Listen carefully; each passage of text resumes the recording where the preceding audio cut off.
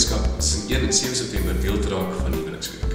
Join ons by sahuweliksweek.co.za. Bedank vir die liefde vir Huweliksweek. Het is verskriklik belangrik om jou huwelik te vier, want dit is die verhouding wat jy, dit is die belangrikste verhouding, ek dink wat jy in jou hele lewe lang gaan hê en gaan kweek en wat die verantwoordelikheid mee moet vat en so. Huweliksweek is van 1 tot 7 September elke jaar. Onthou, jou witstreek te dra. Volg Huweliksweek op Facebook, Twitter en Instagram.